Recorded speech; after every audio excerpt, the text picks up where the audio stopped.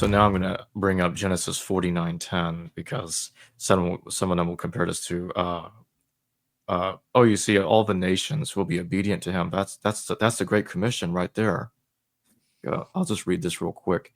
The scepter will not depart from Judah, nor the ruler's staff from between his feet, until he to whom it belongs shall come, and the obedience of the nations shall be his.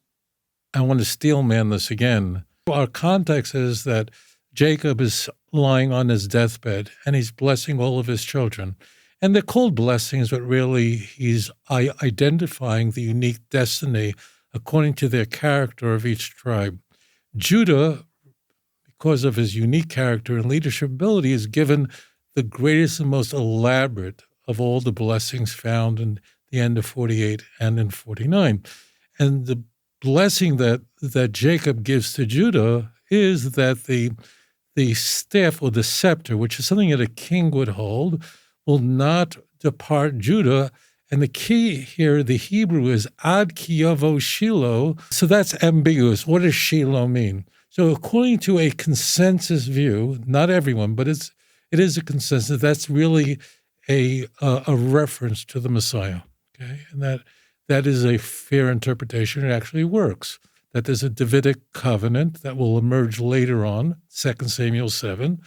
Once the kingdom will be in the house of David, so then it would always be there. Now, I want to just make this argument as the most sophisticated missionary would.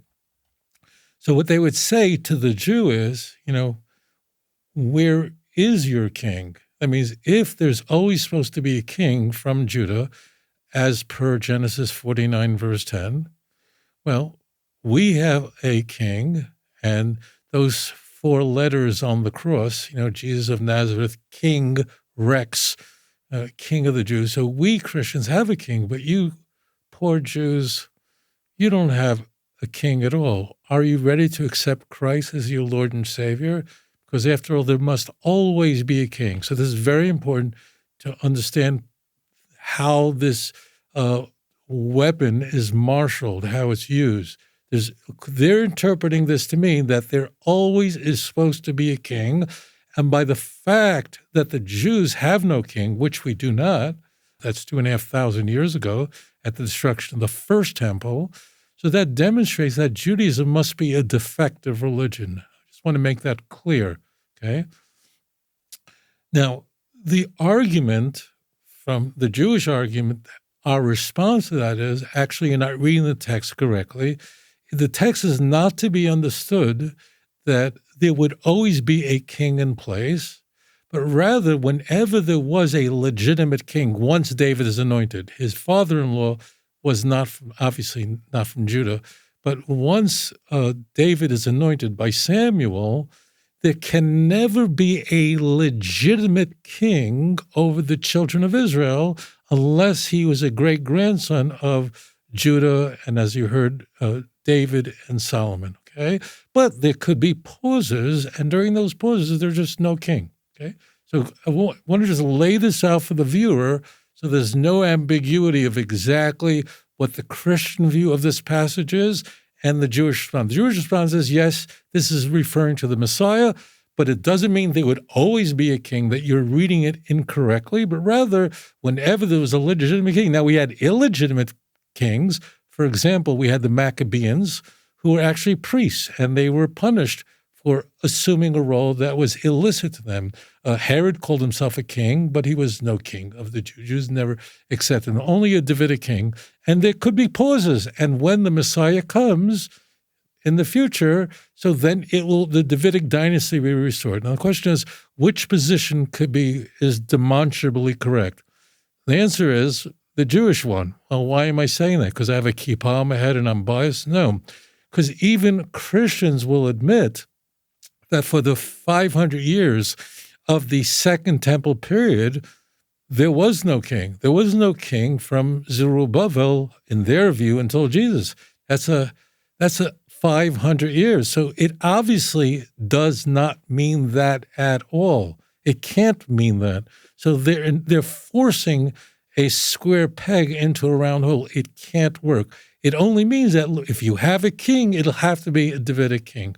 Moreover, and this is sort of this. Now we're about to go nuclear on this. There is an ecstatic prophecy in the Hebrew Bible that foretells that the last exile of the Jewish people will be a very long time. That prophecy is made by Hosea, and Hosea, for historical reasons, lived during the Assyrian Empire. He's a contemporary of Isaiah.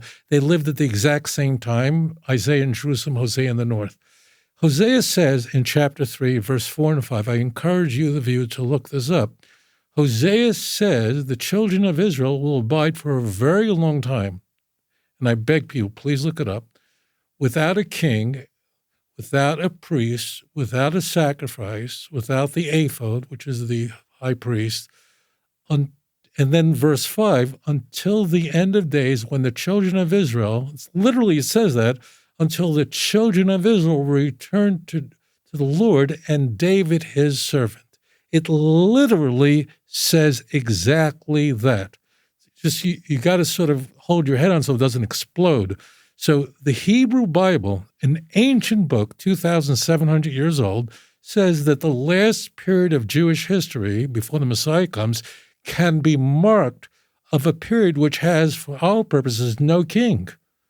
So therefore, if you claim to have a king at all times, as Christians do, you must be, in essence, a proponent of a false religion, because the prophecy is that the last segment of Jewish history will be without a king, without a sacrifice.